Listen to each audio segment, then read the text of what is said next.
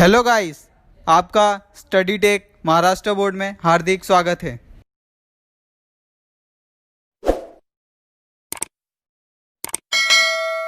आज की कविता है हिंदी लोक भारती की वरदान मांगूंगा नहीं। वरदान यानी किसी से आशीर्वाद लेना या फिर किसी चीज़ की चाह रखना या हम जिसके प्रति अपना पूरा ध्यान लगाते हैं उसकी कामना करना, उसे वरदान कहते हैं। वरदान मांगूंगा नहीं यानी मैं भगवान से, ईश्वर से या किसी से भी कभी भी अपने लिए वरदान नहीं मांगूंगा। और जो इसके लेखक है या राइटर है वह शिव मंगल सिंह सुमन जी है। उनका परिचय हम नीचे देखेंगे। उनका परिचय, उनका जन्म 5 अगस्त 1915 उन्नाव उत्तर प्रदेश में हुआ था और जो उनकी मृत्यु है 26 नवंबर 2002 में हुई थी। अभी हम उनका परिचय एकदम विस्तार रूप से देख लेते हैं। उनका परिचय इस प्रकार है।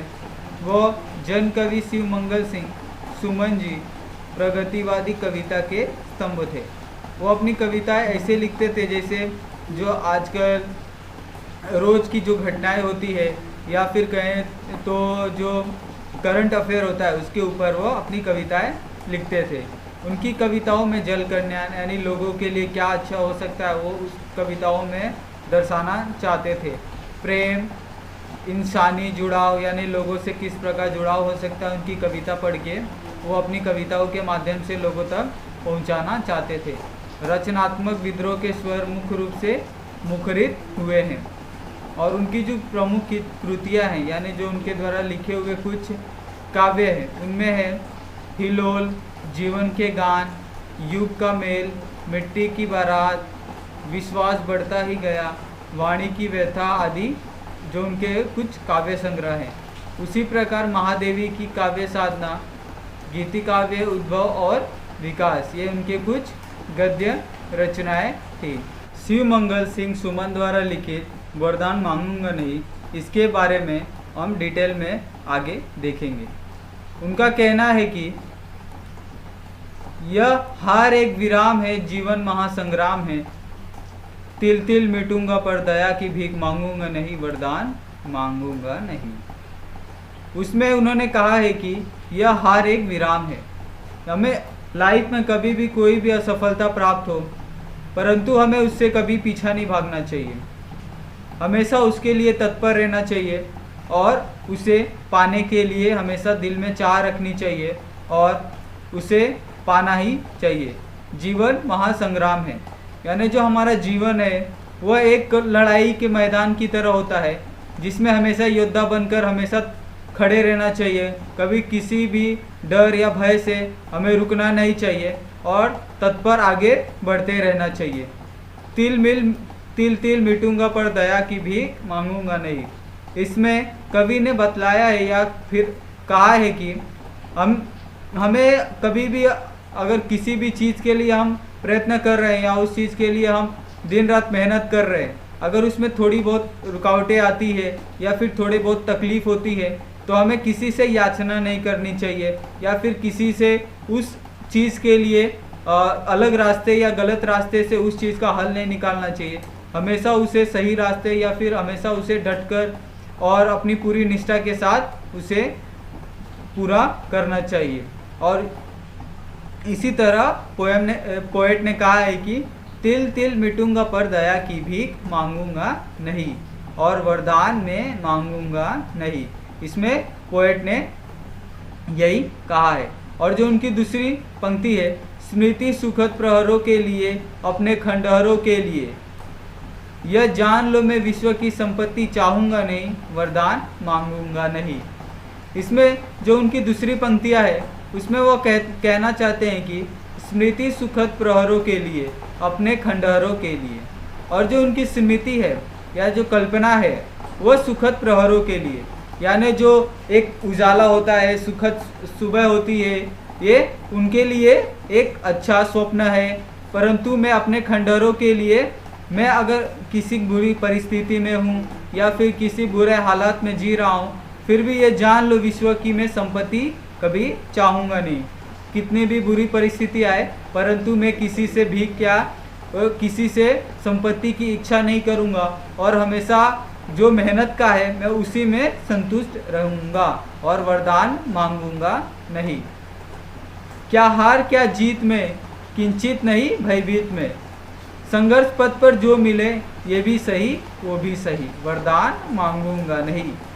और पोएट इसमें कहते हैं या फिर बताना चाहते हैं कि क्या हार क्या जीत में, किंचित नहीं भयभीत में।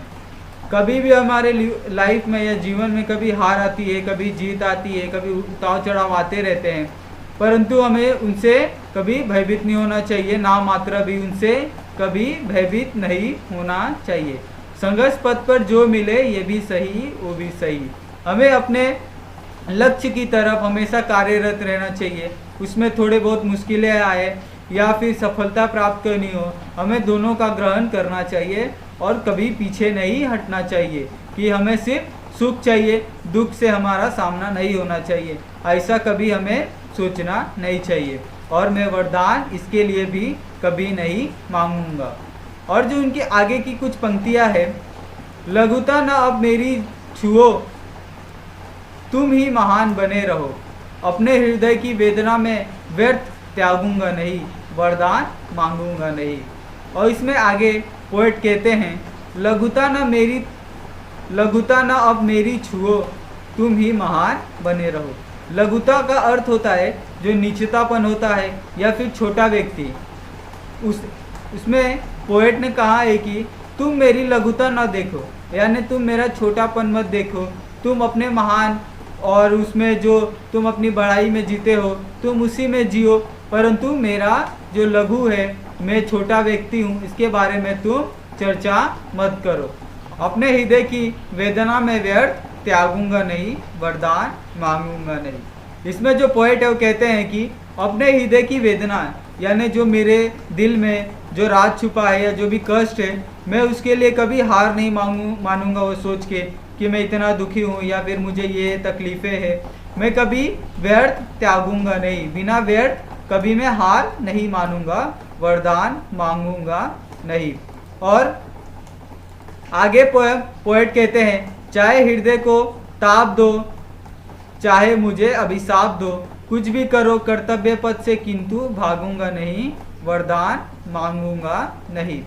इसमें जो पोएट है वो कहते हैं, चाहे हृदय को ताप दो, चाहे मुझे अभिशाप दो, यानी तुम मुझे कितनी भी परीक्षा लो, मेरी हृदय की तुम कितनी भी परीक्षा लो, मैं कभी हार नहीं मानूंगा और उससे कभी पीछे नहीं हटूंगा। चाहे तुम मुझे अभिशाप दो या तुम कितने भी मुझे अभिशाप यानी जो श्राप होता है, तुम मुझे कितने भी श्राप दो, बुरी बातें करो मेरे लिए, मेरा अच्छा ना हो इसके लिए तुम कितना भी प्रार्थना करो भगवान से, फिर भी मैं पीछे हटूंगा नहीं। कुछ भी करो कर्तव्य पथ से, किंतु भागूंगा नहीं। तुम कुछ भी कर लो, कितना भी मेरे लिए मुश्किलें पैदा कर लो, मैं कभी भी अपने कर्तव्य पथ से पीछे नहीं हटूंगा और हमेशा उसके लिए तत्पर कार्यरत रहूंगा और कभी वरदान मांगूंगा नहीं। इसमें कुछ शब्द संसार दिया है, यानी शब्दों के कुछ अर्थ। इसमें है महासंग्राम यानी बड़ा युद्ध, और खंडहर, खंडहर यानी भगवा वेश, भगनाव शेष यानी जो टूटा फूटा मकान रहता है उसे खंडहर कहा जाता है। ताप यानी गर्मी, अभिशाप यानी श्राप, मुहावरे में तिल तिल मिटना यानी धीरे धीरे समाप्त होना। ये कुछ शब्द संसार इसमें दिए गए हैं।